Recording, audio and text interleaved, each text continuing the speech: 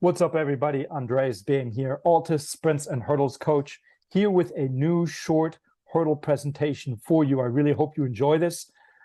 I took some pleasure in putting this together because I feel like this is really one of the most undervalued and underrated aspects of hurdle coaching. And we're going to take a deep dive into this issue right now. One of the most important things for a hurdler of any age is, namely, takeoff spacing. So many things ride on the hurdler taking off from the correct spot. Faulty takeoff spacing can be the root cause of many symptoms we see in hurdling. I can't tell you how many issues clean up if the athlete simply hits the correct takeoff spot. And we're going to talk about this in depth throughout this presentation. And really, we're talking about two forms of takeoff spacing issues. One is way more prevalent than the other. Too close and too far away either can cause their own set of problems. I would say that taking off too close is definitely a lot more common than taking off too far. I've rarely seen a hurdle athlete that takes off too far, except one named Aries Merritt. He consistently would take off too far, but again, I feel like that's way less common, so we won't spend nearly as much time on that as taking off too close, because I feel like that really affects / afflicts anyone from youth hurdlers to all the way up into the professional ranks potentially. And it's something that if you clean up can have a huge impact on your hurdle game. Now, taking off too close can lead to a myriad of different things, and you'll see them listed here. We'll go through these in a little more detail. Slamming on the brakes, loss of momentum, which obviously goes along with kind of slamming on the brakes, as high and slow hurdle clearance, rotated lead leg, a compromised trail leg, arm flailing, of course, bad scenario highlighted here in red, making contact with the actual hurdle, something we want to try to avoid at all costs. No one ever wants to go crashing through a hurdle. And then also landing far away based on our takeoff spot being too close. We're landing way far past the hurdle that we just cleared.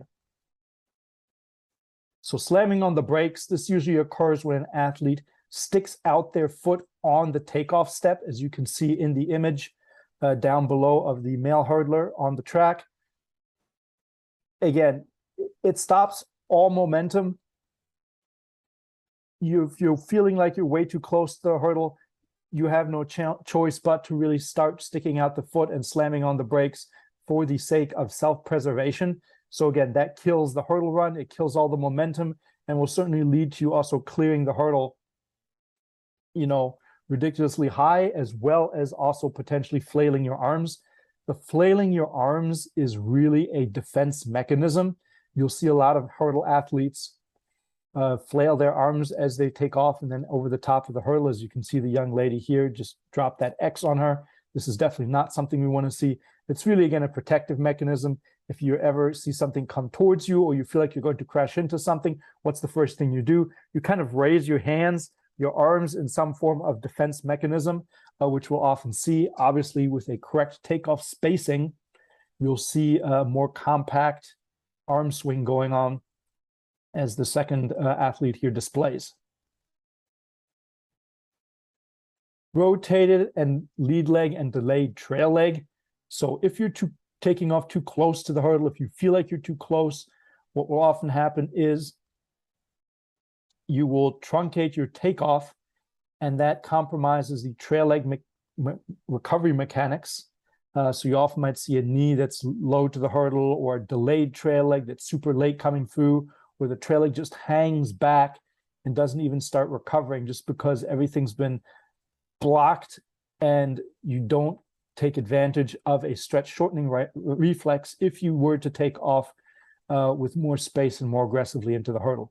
The second thing we see, again, to try to create some space, we're really rotating our lead leg. We're rotating the thigh in to rotate the shin out, as you can see in the photo.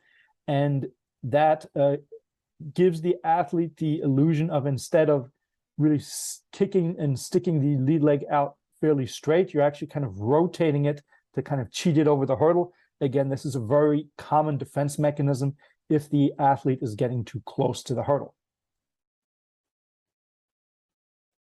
too high of a takeoff trajectory. If you are too close, you naturally have to go higher over the hurdle in order to clear it and not make contact with the hurdle. So again, a very natural reaction is to simply sky the hurdle and go too high over the hurdle, which again will then lead you to land way past the barrier in a lot of cases. If you're already too close on one side, you're going to land way past the barrier. And what does that lead to? It just leads to a much slower hurdle clearance, excess time in the air, and then this being discoordinated in the air and once you're landing again on the ground, because it's a flight time that you're not usually accustomed to. Now, the second part that we're going to talk about is taking off too far. Again, this is something that doesn't quite happen as much as taking off too close, but nonetheless, I think it is important that we discuss this. So taking off too far can lead to long takeoff ground contact. The athlete is going to spend a lot of time on the ground, almost having to jump and over push on the ground to throw and jump themselves over the hurdle. They realize they're too far, so they're going to have to put some extra oomph into each and every takeoff, which consequently leads to greater energy expenditure. If you're running a 10 hurdle race and each takeoff you have to spend a little extra energy on the takeoff step because you're taking off too far for every unit, that starts accumulating throughout the remainder of the race. And that can especially manifest itself in a lack of energy during the later hurdle segments of the race. If you're taking off too far, tendency is you're going to float the hurdle because, again, you're kind of having to jump it. And your air time is definitely not going to be optimized as you're clearing the hurdle. So again, we're looking at having excessive hurdle clearance time here. Because you're spending longer in the air, there's a subsequent loss of momentum. We can only go faster or apply pressure when we are on the ground. So the longer we stay and float in the air, there's a larger loss of momentum. If we're taking off too far away, we could potentially crash into the hurdle, almost land on top of the hurdle. We took off too far, so our landing point is slightly off. So we may actually kind of fall on top of that hurdle. And then subsequently, if we actually even don't hit the hurdle, we may land super close to the barrier that we just cleared, creating another problem when we're running up to the next hurdle. All of a sudden, there's an unaccustomed amount of space that we have to be aware of and deal with. So a couple things in a little more depth. Floating the hurdle, like we already said, if you're way back, chances are you're going to have to jump the hurdle quite a bit. So that impacts how much time you're spending in the air and then the subsequent landing spot off the hurdle. Aries Merritt is actually one of the main culprits of taking off too far from the hurdle. He actually called it taking off from Narnia, which is a Lion, Witch, and the Wardrobe reference, meaning that he's taking off way, way, way, way, way back from the hurdle. You can see here in the images, he has a lot of room to project through that takeoff step, but you can also see here in this photo, if that's the takeoff tape in the lane next to him at about 2 meters, Aries is way back from that. So again, he tries to take off from Narnia, but he's also an apex type of athlete. He can actually get away with that for the most part because he's super fast and powerful, but for most athletes, that is not recommended. So different factors that affect takeoff distance. These are all important for the coach to remember, and obviously we'll differ from athlete to athlete on some of these, but we'll take a look. Athlete height and limb length. Every athlete is slightly differently built, obviously, so we'll get into this a little bit later. Height of the hurdle, yes. The higher the hurdle, the further away the athlete will want to take off. The lower the hurdle, if you've ever put out mini hurdles, all of a sudden you'll notice the athlete can take off from a lot closer to the hurdle. Speed and power capabilities of the athlete, perceptual capabilities. Sometimes an athlete sees hurdles and perceives them as coming up really, really quickly. And so they want to take off from a certain point, or they feel like they have to stretch themselves, even though the hurdle seems to be right in front of them. They're not comfortable taking off from a certain distance. So sometimes it's a matter of recalibrating an athlete's perception of where they need to take off from in relation to the hurdle. Fatigue factors can influence takeoff as well, depending on how tired an athlete is on a given day, and they may not feel like they can push through a hurdle. to a certain extent, that can have a bearing. Obviously, wind and weather conditions, whether you're running into a headwind, whether you're running with a tailwind, that can push you away or towards a particular takeoff spot, move you around. Naturally, confidence and aggression. How confident is the athlete in getting through the hurdle?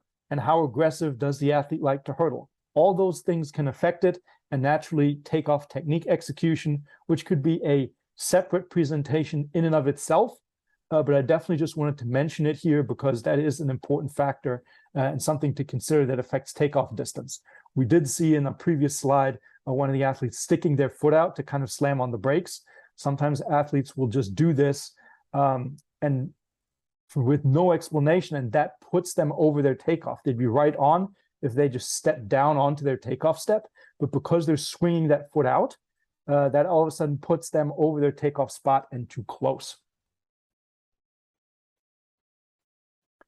Keep in mind that takeoff distance is not a fixed thing, but the margin of error is fairly small, meaning that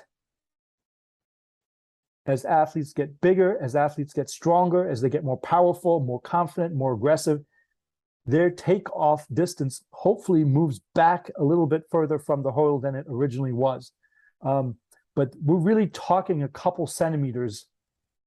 And usually if we're adjusting something, we're just talking a couple centimeters in either direction. So we have a fairly set takeoff spot that we want the athlete to take off from, but the margin of error on either side exists, but it is fairly small. Again, as an athlete gets more tired throughout a race, they may take off a little closer towards the end of the race. If they're running super fast through the middle, that takeoff point may move back from the hurdle a little bit compared to where it was at the beginning of the race. So just keep in mind, takeoff distance is not fixed, but it does gravitate towards a certain set point, and you don't want to see massive deviation on either side of that.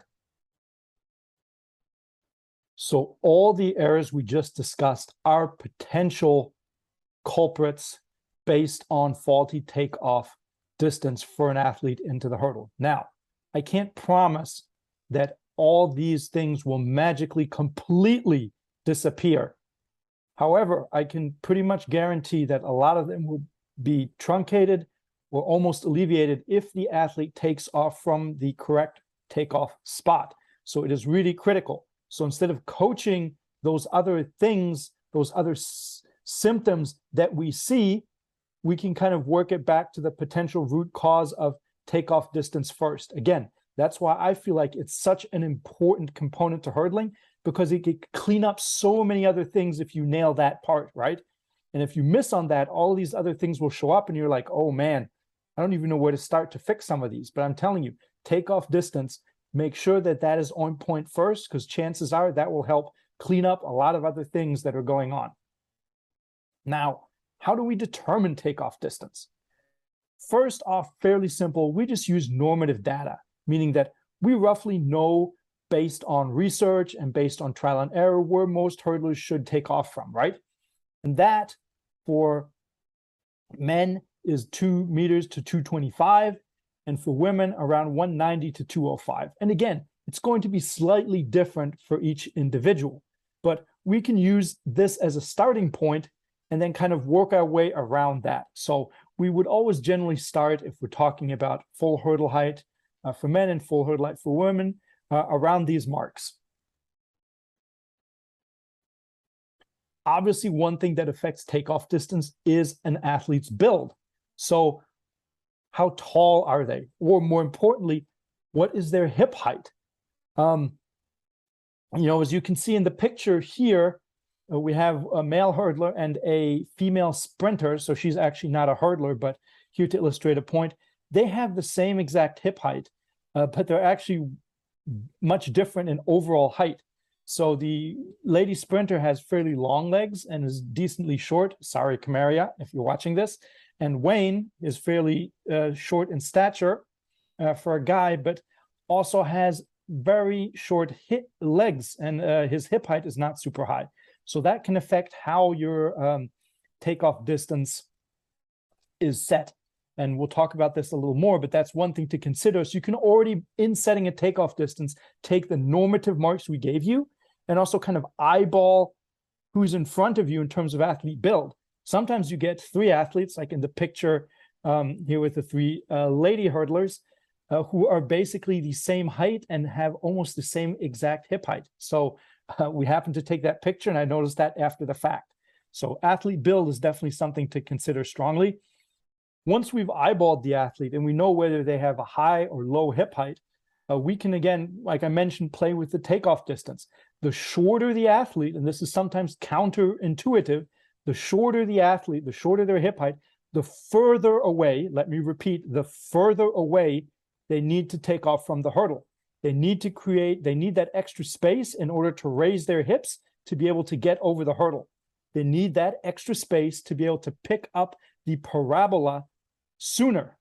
The taller the athlete is, the slightly closer they can take off from. So we can take the normative data and eyeball the athlete from a build standpoint, and then help determine whether they should be a little closer to the hurdle or a little further away from the hurdle based on the established pre-takeoff spots that we have. Another thing that impacts takeoff distance is obviously the takeoff technique. And like I mentioned earlier, this could be a completely separate presentation in and of itself. But just know, if the athlete is active on takeoff and stepping down on takeoff, they won't be reaching out too far in front and potentially just overrunning or stepping beyond the takeoff point. As long as they're consistent in stepping down and being active, that allows you as a coach to just set a much more accurate takeoff mark, and will allow the athlete to be way more consistent in hitting that spot. The other thing in terms of eyeballing the appropriate takeoff distance for an athlete is the flight parabola.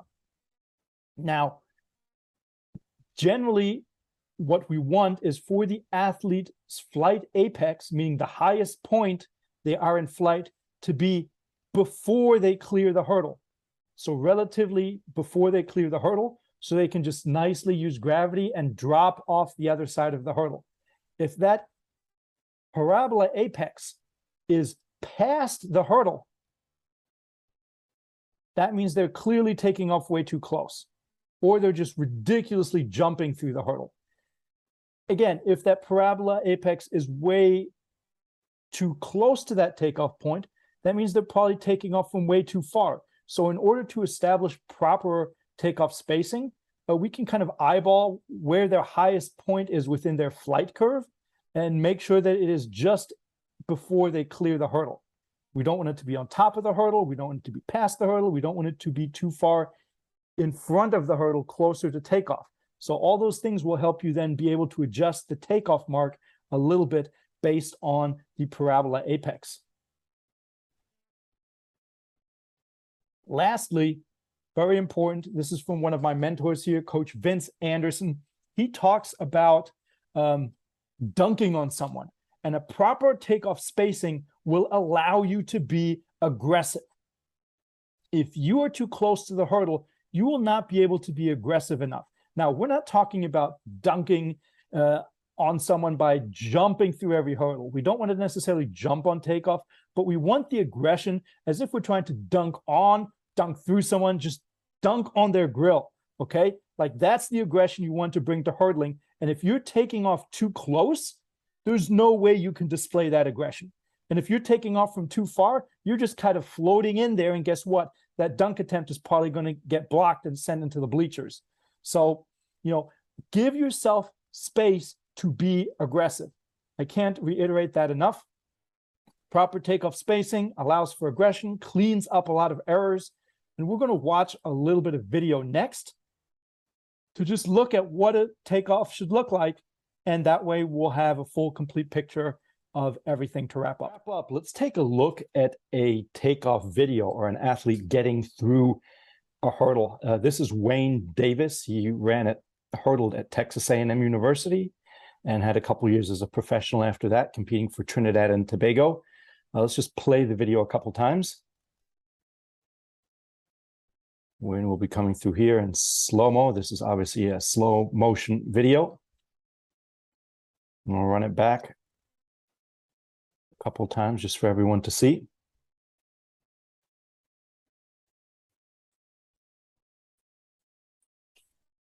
All right, and this video really just illustrates a couple things that we talked about throughout the presentation slides and during emphasizing the importance of takeoff. So we'll see here, looking at things a little closer now. Wayne's coming in and stepping down onto his takeoff step. We can see the distance between the hurdle and the takeoff, so giving himself plenty of space and room to really attack the hurdle. As we'll see here, he can really dive an aggressive, explosive takeoff into the hurdle. And he also leaves himself plenty of room to clearly swing that lead leg out.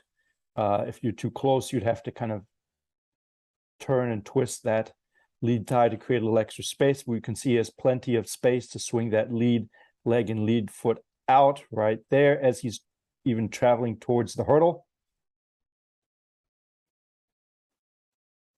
Because he was able to displace well on his takeoff step right here,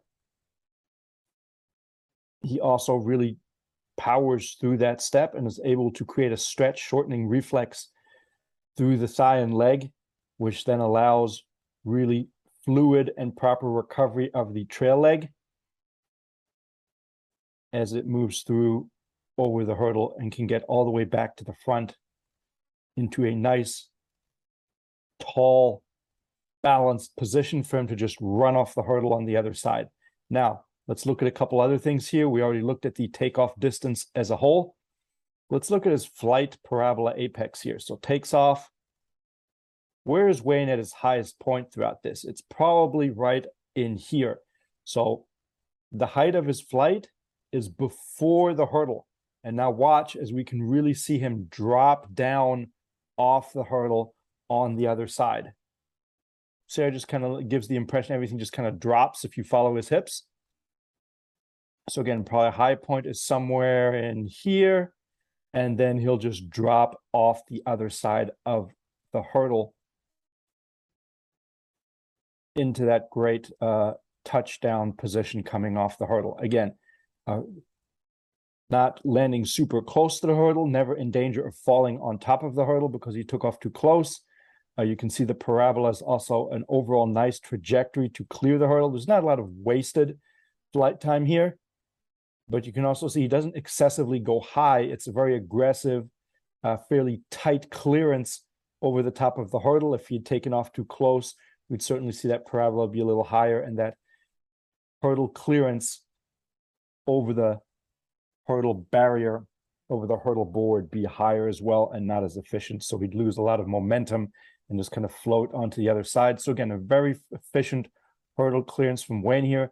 That was, purposely picked this video because that's something he was really known for. He was good on the ground, but he'd often beat other athletes over the top of the hurdle because he was good at spacing himself. And as you can see, again, not a lot of wasted movement. Everything has room to clear, get back to the front, and he's able to sprint off onto the next step. And that just gives you a good visual to go along with the slides in terms of efficient hurdle clearance and proper spacing to the hurdle and what that can do for you. So hopefully that was enjoyable. And yeah, I appreciate everyone tuning in. Hopefully you can take some of this and apply this to your own athletes. If you have any questions, you can always hit us up on Mighty Networks or get a hold of me on social media, and happy to answer any questions. Thank you for tuning in again, and take care.